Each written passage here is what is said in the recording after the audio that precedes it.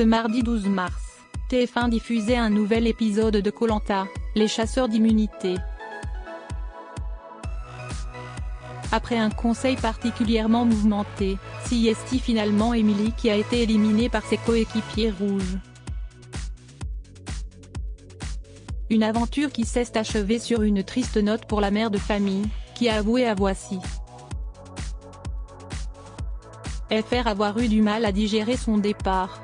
La compétition se resserre dans Koh-Lanta, les chasseurs d'immunité. Après l'élimination d'Alexis, qui a dit ses 4 vérités à ses coéquipiers avant de quitter l'aventure, les jaunes ont rejailli tels des phénix, pour mettre un terme à leur cycle de défaites. Après avoir remporté l'épreuve de confort, puis celle d'immunité, ils ont évité le conseil, contrairement aux rouges, qui ont dû éliminer l'un d'entre eux. C'est finalement Emily, la mère de famille originaire de l'Aude, qui a vu s'éteindre son flambeau, sanctionnée par ses camarades avec qui la confiance s'était rompue. Après son élimination, Emily a accepté de s'entretenir avec Voici.fr pour faire le bilan de son aventure. Voici.fr, vous avez été éliminé à l'issue d'un conseil très mouvementé. Comment avez-vous vécu les règlements de compte avec vos coéquipiers? Emily, ce n'est jamais facile lorsque vous êtes le mouton à abattre. Surtout qu'il y avait des affinités, des sentiments que j'avais pour certaines personnes. On se sent trahi, on ne se sent pas soutenu. C'est dur à vivre un conseil. Quels votes vous ont le plus déçu? Ceux de mon alliance, c'est-à-dire Ricky et Meghan, qui ont voté contre moi. Ça a été une grande déception. Quels sont vos rapports avec Meghan aujourd'hui? Meghan et moi, nous sommes meilleurs amis. On s'appelle tous les jours. Ça a été une magnifique rencontre. On a créé des liens sur l'île et malgré son vote contre moi, ça n'a pas eu d'incidence sur ce que l'on ressent l'une pour l'autre dans la vie de tous les jours. On sait faire la part des choses. Elle a douté, c'est blessant. Mais je pense qu'elle a plus suivi un mouvement de groupe. On savait déjà que j'étais condamnée. Vous avez avoué pendant le conseil avoir fouillé dans le sac d'Alicia. Fouiller est un bien grand mot, je dirais plutôt regarder ou tâtonner. Julie a été bien plus intelligente que je ne le pensais. On était complices à 3 donc je pensais qu'aucune ne parlerait. J'ai été surprise en voyant les épisodes de voir que l'information était sortie si tôt. Le fait de le dire, de répandre la rumeur, ça enlève les doutes sur elle et ça met tout sur moi. Stratégiquement, c'est bien joué. Avez-vous été surprise que Julie donne son collier à Léa? Je savais très bien qu'il ne serait pas pour moi. Dès que Julie a eu l'indice par les jaunes, elle a pensé un peu naïvement qu'elle l'avait eu par récompense car elle avait tenu longtemps au bambou alors qu'on a vu dans l'épisode qu'ils lui ont donné par faiblesse. Mais elle était contente de l'avoir car ça a explosé l'alliance des filles qu'il pouvait y avoir entre Cécile, Meghan et moi, et dont elle ne faisait pas partie. Meghan et Ricky n'auraient jamais voté contre moi s'il n'y avait pas eu cette histoire avec Léa. Vous avez également pu vous expliquer avec Léa pendant le conseil. La tenez-vous responsable de votre élimination? Ça en fait partie mais ce n'est pas la seule cause. Mais ça a créé beaucoup de tensions sur le camp. Meghan et Ricky n'auraient jamais voté contre moi s'il n'y avait pas eu cette histoire avec Léa. Mais quand on sort du jeu, on sait faire la part des choses, on essaie de relativiser, et on apprend à connaître les caractères de chacun hors du jeu. On mange, on dort, on est moins tendu, on s'explique et on avance. Alicia avait dit de vous, c'est Beyoncé à la plage. Cette remarque vous a-t-elle vexé au visionnage? Rire, franchement, quand j'ai vu les images, je lui ai dit tu abuses, Alicia. Cette phrase m'a fait rire. C'était un peu plus vexant quand elle a dit que je n'avais rien à faire là, c'était plus piquant. Certains aventuriers vous ont reproché de prendre trop de place sur le camp. Est-ce le sentiment que vous aviez? Je n'avais pas ce sentiment mais je peux le comprendre.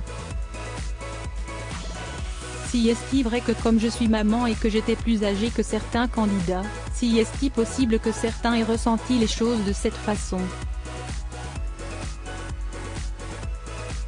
Qui sont pour vous les fortes têtes de l'équipe rouge? Maxime prenait beaucoup de décisions. Cécile et Julie avaient un très fort caractère, David également. On était une équipe avec des forts tempéraments. Jean était plus effacé et Meissa a commencé petit à petit à se révéler et à donner son avis. Léa n'était pas meneuse mais elle avait un fort caractère aussi. Il y a des clans qui se créent, des amitiés, des tensions, des disputes, mais on adorait notre équipe. On était contents d'être les uns avec les autres. On a senti une vraie séparation entre Julie et le reste des filles de l'équipe. Comment l'expliquez-vous? Dès le départ si est-il quelqu'un qui a fait son bout de chemin toute seule. Elle ne parlait pas trop, se couchait très tôt, elle allait beaucoup en forêt. Elle se mettait à l'écart toute seule. Je pense que si est-il quelqu'un qui est plutôt individuel, solitaire. Comment avez-vous vécu votre retour chez vous? J'ai perdu 7 kilos pendant l'aventure. Je crois que j'ai fait 2 jours de boulimie, je n'ai fait que manger. J'avais pris du poids exprès pour l'aventure, mais j'ai eu du mal à retrouver mon corps d'avant. J'ai beaucoup déprimé en rentrant, je ne m'attendais pas à ça.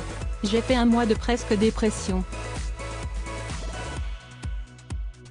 Vous aviez du mal à vous réadapter à la vie normale? Non pas du tout, c'était le fait d'avoir été éliminé, de ne pas avoir été plus loin, de ne pas avoir atteint la réunification. Compensez vos enfants de votre aventure.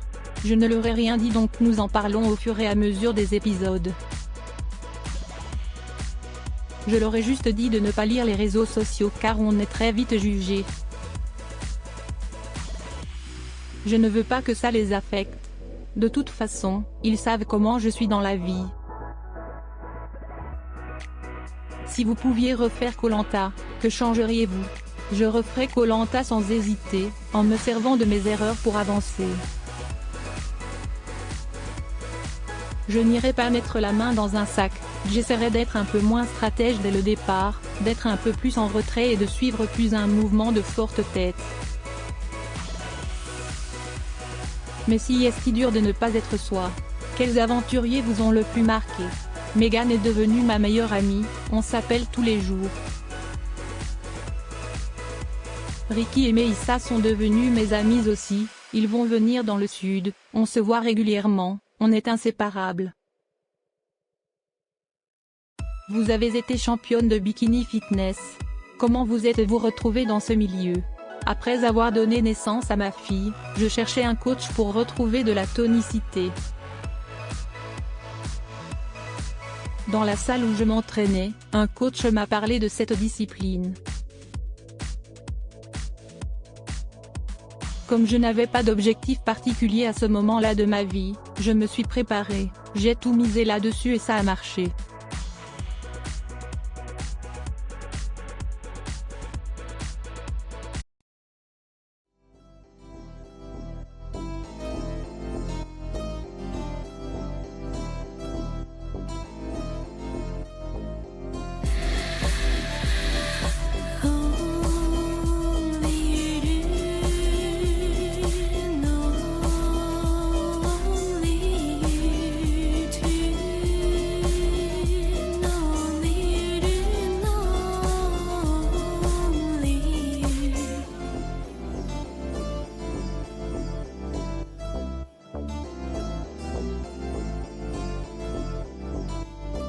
To